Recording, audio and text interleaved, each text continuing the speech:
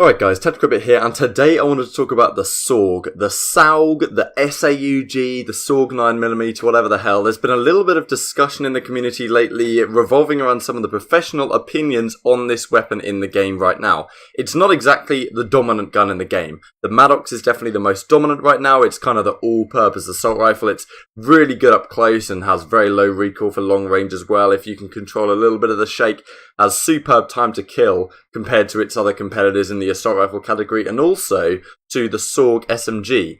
The SAUG, I'm just going to call it that, is basically the only sub that's used in the game right now. Usually we only see one sub, but occasionally there's other ones that are viable and competitive given certain circumstances, and I guess in this game you could also say the Spitfire is somewhat competitive, but the SAUG really does fire super fast, and it's to the point where maybe the Spitfire isn't really viable unless you have a really niche situation. So there's been some calls by Slasher to actually gentleman's agreement this gun out of the competitive season, which personally, I think is ridiculous, but we're going to go through the reasoning why that may or may not be the case, whether this gun really is too strong, why that could be, especially in the competitive and the professional scene, because this gun might not seem OP to a lot of you guys, and maybe to me as well, but when you put it in the hands of a pro who can learn very well the predictive recoil pattern, and has the double stock attachment as we'll talk about, then maybe there are actually some issues with this weapon which maybe need to be dealt with.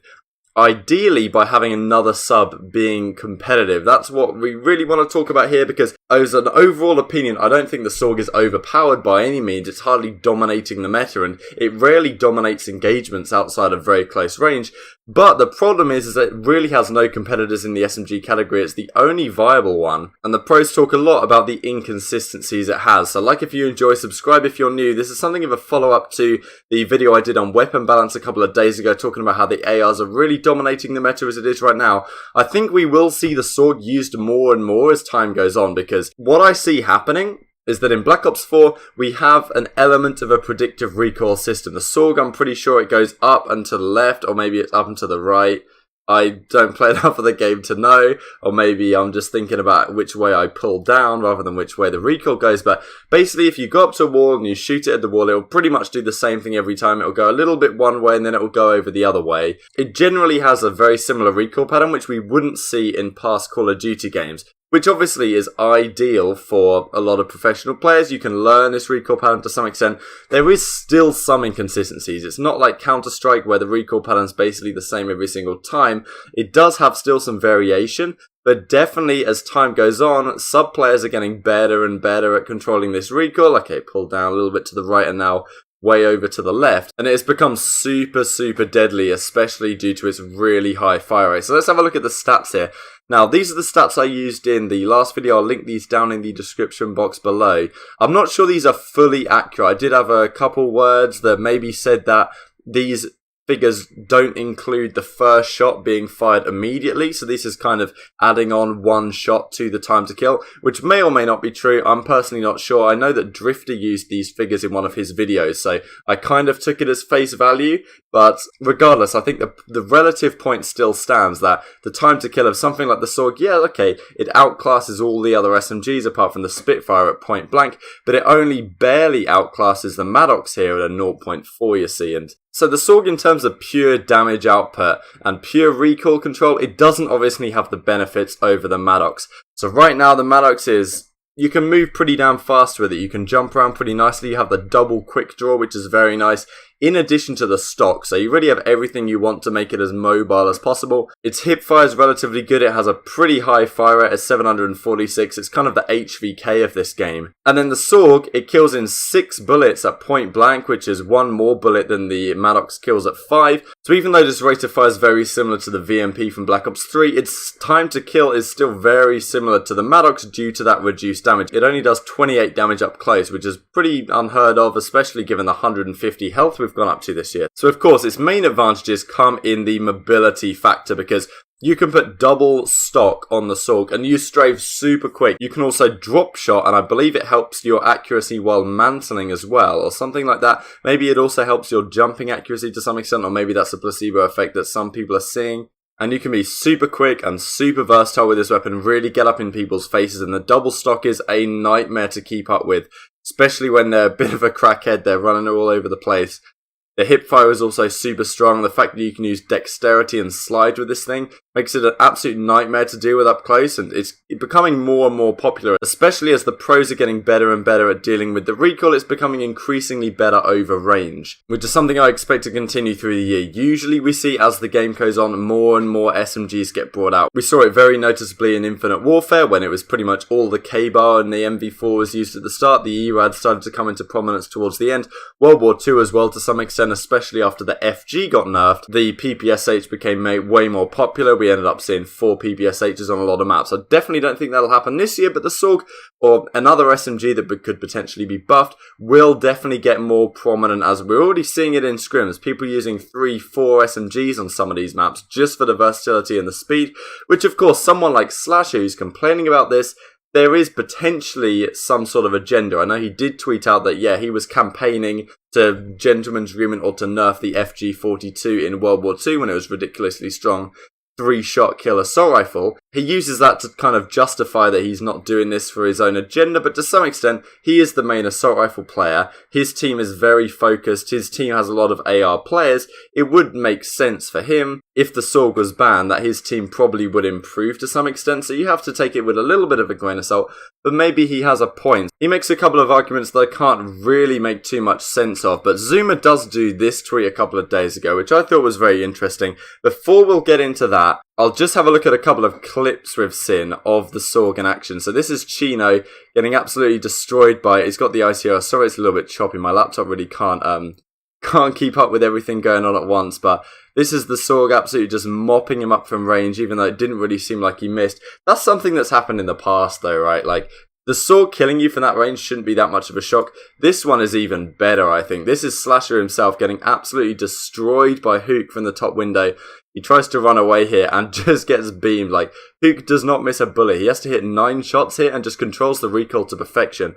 One thing I'm interested about, especially in regards to this Zuma comment, I was thinking, okay, the worst SMG in the last 4 CODs, and people go on to say how they prefer the SMGs to be slower, like heavier hitting, like an MSMC, like a 720 RPM SMG is supposedly, according to these guys, more consistent than something like a 930 RPM. And, you know, of course, they're pros, they play the game a lot more than me, so at least you'll have to consider their opinion to some extent. But one thing I was thinking was that in Black Ops 3, we had an SMG a lot like the SAUG. The main SMG was the VMP. It shot at exactly the same speed, pretty much, did a little bit more damage as well. And these guys seem to be saying that's not really inconsistent. Well, if you use the VMP in Black Ops 3, you'll probably think it was damn inconsistent. The recoil pretty much went all over the place, super hard to use at range, but they did have this one feature in Black Ops 3, which I'm not sure is in Black Ops 4, that when you shot a guy and you nailed him with 1 or 2 of your first bullets you fired, you actually got reduced recoil. I'm almost certain this was a thing in Black Ops 3, because quite often you'd be shooting someone from a long way away, and if you just line up your shot and make sure you nail your first bullet, you will get almost 0 recoil on the VMP, and I'm not sure that's a thing in this game. That did mean that the VMP could be viable from a longer range if you are really good with your shooting. In this game, the fact that it's going to take you 9 bullets, that situation, how Slasher just died right there to Hook, like, that seems to be pretty rare. But I guess if the recoil control gets easier and easier for the pros as time goes forward, you'll be seeing that as a more common strategy. And maybe the SAUG does get to a point where you feel like it might even be overpowered. So let's see what Accuracy has to say. Zuma says, first of all, the SAUG is the worst SMG in the last 4 CODs. Doesn't really expand on this. So Lamar says, a sub like the GKS needs to get a buff, and the subs would be a lot better instead of a rapid-fire main sub. Now, okay, a rapid-fire main sub is a questionable way to look at things, considering the VMP had the same rate of fire as well. Let's have a look through the history of what the SMGs have been. So, Black Ops 1, you had the AK-74U. That was an MSMC type 720 RPM weapon. MW3, you had the MP7, which I think was also like 720, maybe 800. I don't think it was super quick.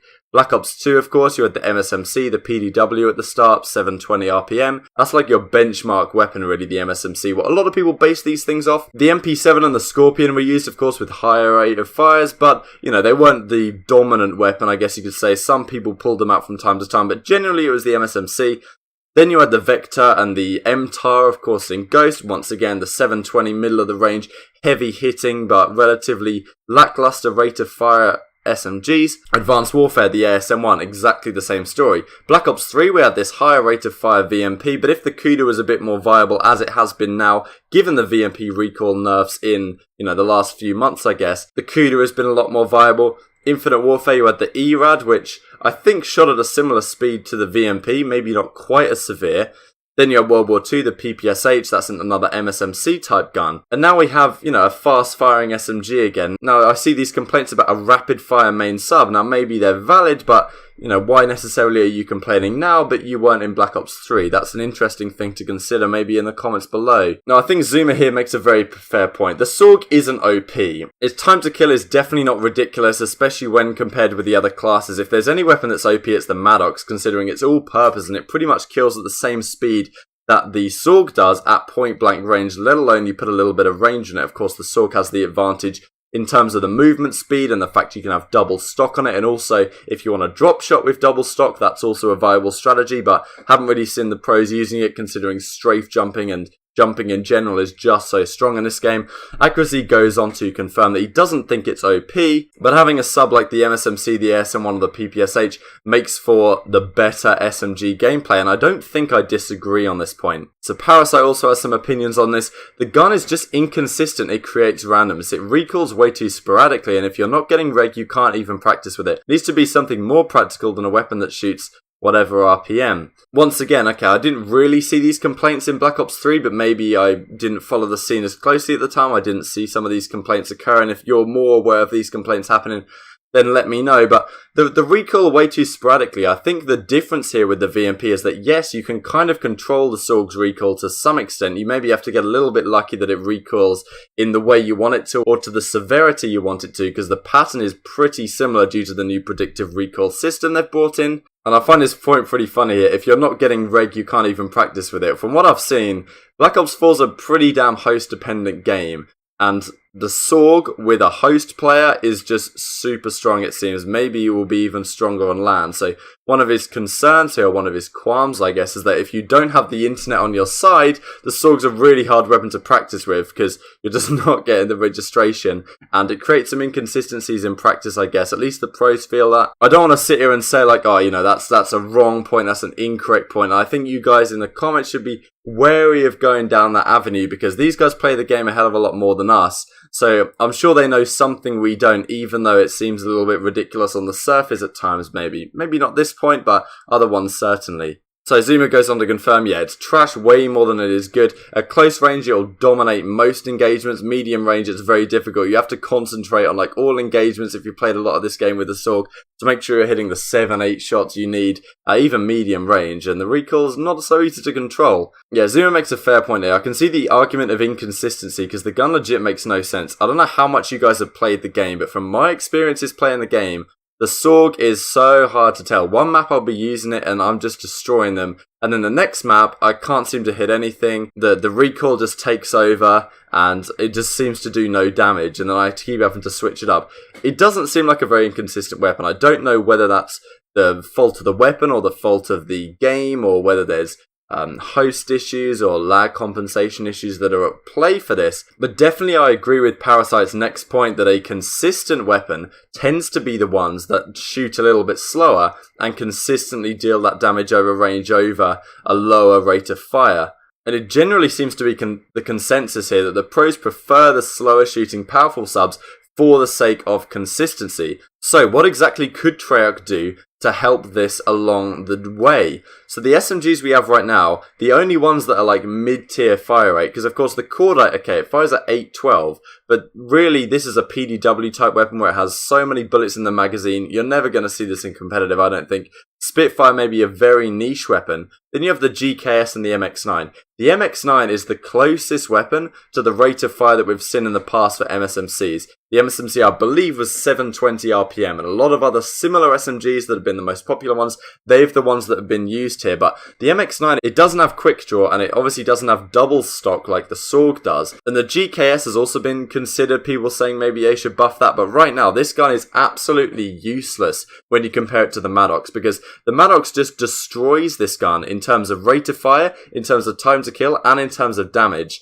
And the GKS has a little bit less recoil, I guess you could say, but it's effectively an assault rifle in an SMG's shoes. And I don't think that any real buff will make this more viable than the Maddox, considering the woeful time to kill, especially at point blank range. It gets a little bit better over distance, but I'm not going to be using a GKS when it takes 6 shots to kill up close, when the Maddox kills way faster as an assault rifle. It's pretty much redundant. The MX9 definitely needs something doing to it if it's going to be viable in competitive play, because right now no quick draw is a big deal for it. The iron sights aren't exactly spectacular as well. The SAUGs are probably a little bit better. The fact that it kills slower than the Maddox at point blank range due to its 6 shot time to kill, and it doesn't have the greatest rounds per minute as well, means that there's no way any of these other weapons are viable in the current state. The only way possible that I can see of making other guns viable is to increase the damage on the MX9. You make this a 5-shot kill, you maybe give it quick draw, maybe you bump the rate of fire just a little bit, and then you have a weapon that's in line with what we've more traditionally seen. Very low recoil, pretty heavy hitting but relatively low fire rate, kills consistently, and if you hit your shots nicely you can also kill people over range. That's maybe the SMG that a lot of the pros would prefer. And I think there probably is an extent to which they have a point here, in that the really high fire rates, high recoil weapons does create a lot of inconsistencies in competitive play when it's not so easy to control all those phenomena. But as for the question whether the SAUG is OP, most definitely not in the current state. So, like if you enjoyed, subscribe if you're new, and I'd be interested to hear your thoughts in the comments section below. As for the SAUG being OP, I don't think many of you guys will agree that it is. But in terms of what we should see in the SMG meta going forwards, I'll be interested to hear your thoughts. Do you think the SAUG will become more prominent over time? To what extent do you think Treyarch will attempt to address the weak SMGs in the current state? There's no argument they're weak. As I say, the SAUG's pretty good, the Spitfire is maybe a very niche weapon, but pretty much all the other ones are useless in competitive play, which is disappointing to see. I feel like something like the MX9 could be really fun to use, and was of course fantastic in the beta, if it adds some sort of alterations to especially the damage, and that time to kill needs to be altered if it's going to compete with something like the Maddox. Maybe with a nerf to the Maddox and a slight buff to the MX9, we could see a little bit of a better assault rifle balance that would not only please the fans for variety's sake, but also please the pros in the sake of consistency. So thank you guys so much for watching as always, and I'll see you next time.